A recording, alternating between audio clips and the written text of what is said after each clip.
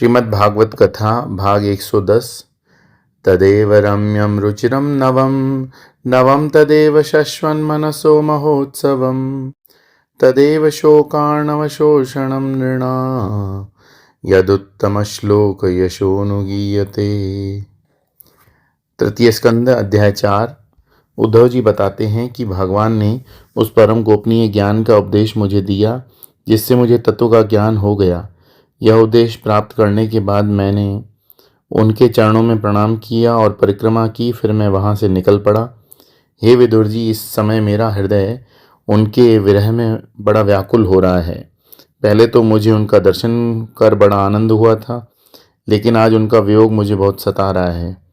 अब वो उनके उपदेशानुसार मैं बद्रिकाश्रम जा रहा हूँ, जहाँ भगवान नर नारायण लोक कल्याण के लिए चिरकाल से तीव्र तपस्या कर रहे हैं। यत्र नारायणो देवो नरस्य भगवान ऋषि मृदु तीव्रम तपो दीर्घम ते पाते लोक भावनो। भगवान ने जो दिव्य ज्ञान ब्रह्मा जी को चतुश्लोकी भागवत के रूप में दीर्घ काल तक तपस्या करने के बाद दिया था, वही ज्ञान उद्धव जी को दिया, क्योंकि उद्धव जी भगवान से प्रेम करते हैं। भगवान कहते हैं कि जो व्यक्ति नित्य निरंतर मुझसे प्रेम करता है, मेरी स्मृति में रहता है, मुझे ही चाहता है, ऐसे ही व्यक्ति के प्रति मैं अपने आप को प्रकट करता हूँ। इस संसार को तो बहुत गंभीरता से लेते हैं और भक्ति साधना को बहुत हल्के ढंग से, लेकिन इस संसार को हल्के फुल्के ढंग से लेंगे और भक्ति भावना के प्रति गंभीर और लगनशील होंगे, तब हमको उसी प्रकार का फल मिलेगा। उद्धव जी की भक्ति देखें, वे जानते हैं भगवान धर्म अर्थ काम मोक्ष सभी कुछ दे सकते हैं, लेकिन वे कहते हैं कि मुझे इनमें से कुछ भी नहीं चाहिए। देखो, यदि हम भगवान से जगत की कोई भी वस्तु मांगेंगे तो भगवान पूरी कर देंगे, तो समझ लेना कि भगवान अपने से दूर धकेल रहे हैं, और जब इच्छाएं पूरी नहीं होती तो समझ लेना कि उनके पास बुला रहे हैं। बड़ा सरल गणित है। इसके जाल से निकलने का उपाय यही है कि इच्छा करना ही छोड़ दो। उद्धव जी भगवान की संपूर्ण सामर्थ्य को जानते हुए उनकी स्तुति करते हैं, किंतु मांगते हैं केवल चरणों की सेवा। यहाँ यह भी बताते हैं कि जब हम स्तुति करते हैं, प्रार्थना करते हैं, तो इनका अर्थ यह है कि हम उनकी सामर्थ्य को और उनके महात्म्य को जानते हैं। यदि सामर्थ्य में शंका होगी तो प्रार्थना में पूर्णता नहीं आएगी। एक बच्चे से मैंने पूछा कि तुम्हारे पिताजी बाहर से आते हैं तो तुम उनसे चॉकलेट वगैरह नहीं मांगते क्या? उसने कहा, स्वामी जी, मांगने का कोई फायदा नहीं, क्योंकि मैं जानता हूँ वे लेकर लाकर नहीं देंगे। इसी प्रकार किसी व्यक्ति को 2-4 बार किसी काम के लिए कह दें, वो ना करे तो हम उसके प्रति उदासीन हो जाते हैं। उसके बस का तो है नहीं, बोलने से क्या फायदा। तात्पर्य यह है कि हमारी भक्ति और प्रेम में भगवान के महात्म्य का जागरण अत्यंत आवश्यक है, जो कि भगवान के चरित्रों की कथाओं और उनके चिंतन में से ही संभव है। भक्ति का और एक महत्वपूर्ण अंग है कि विरह। जगत की वस्तुओं और व्यक्तियों का विरह हमें दुख प्रदान करता है, लेकिन भगवान का विरह भक्त को आनंद देता है।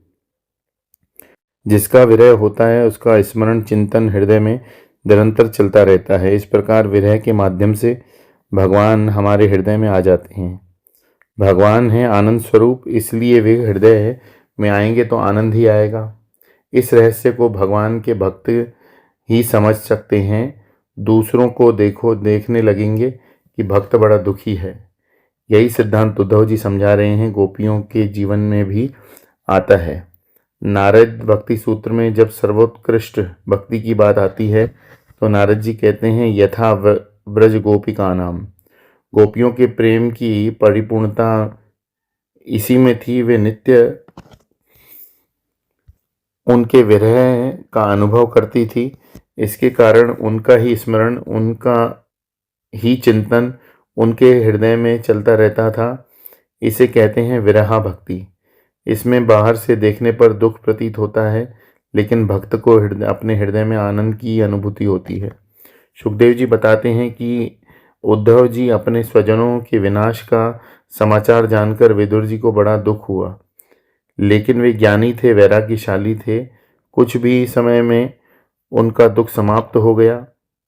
इत्युद्धवादुपाकर्ण्य सुहृदां दुस्सहवधम् ज्ञानेनाशमत्यक्षता शोकमुत्पतितं बुधः। विदुर जी बड़े ज्ञानी और वैराग्यवान थे, फिर भी उन्हें स्वजनों की मृत्यु का समाचार जानकर दुख हुआ। ज्ञानी का अर्थ संवेदना शून्य हो जाना नहीं।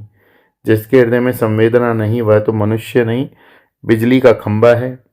यदि हम किसी को दुखी देखेंगे, हमारे मन में दुख न जागे, तो हम उसकी मदद के लिए आगे कैसे बढ़ेंगे। जैसे किसी भूखे को तड़पते देखा और हमें पता भी है कि भूख का कष्ट कैसा होता है, फिर भी उसे देखकर हमारे मन में संवेदना होगी, तभी हम उसको भोजन देना चाहेंगे। संवेदना नहीं होगी तो उसे भोजन देने का विचार कभी नहीं आएगा। इसीलिए मनुष्य को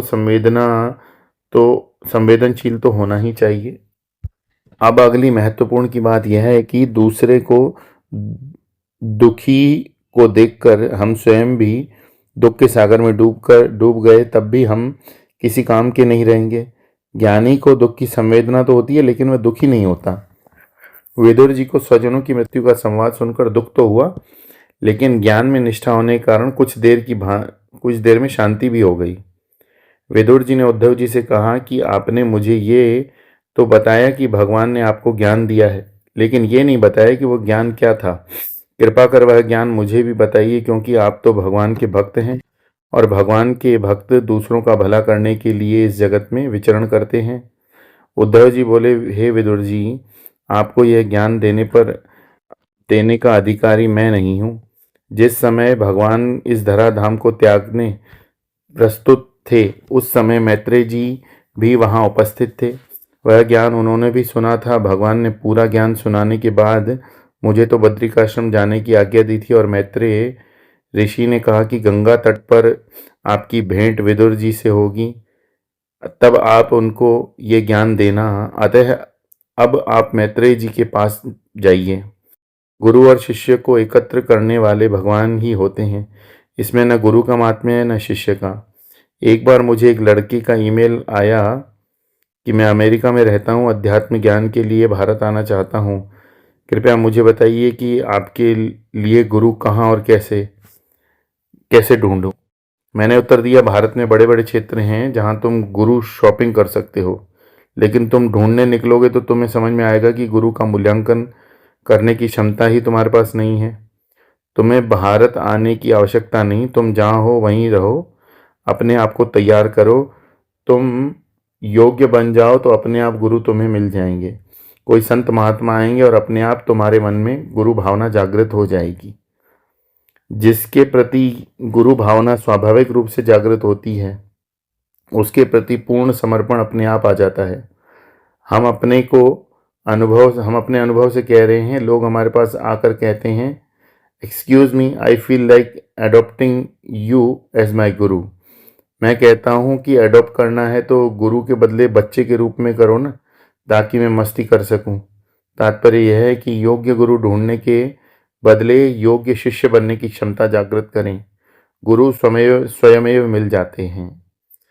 संत महात्मा जब ये अच्छी तरह जानते हैं, उसके लिए इसलिए उन्हें इस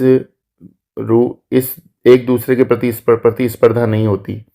एक बार शिवाजी महाराज मुसलमान सैनिकों से छिपते छिपाते वहां पहुंच गए जहां संत तुकाराम का सत्संग चल रहा था।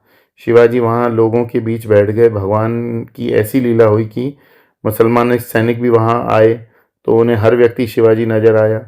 वे घबरा गए कि यहाँ तो कुछ जादू टोना चल रहा है, यहाँ से जल्दी भागें वरना हमारा भी सत्यानाश हो जाएगा।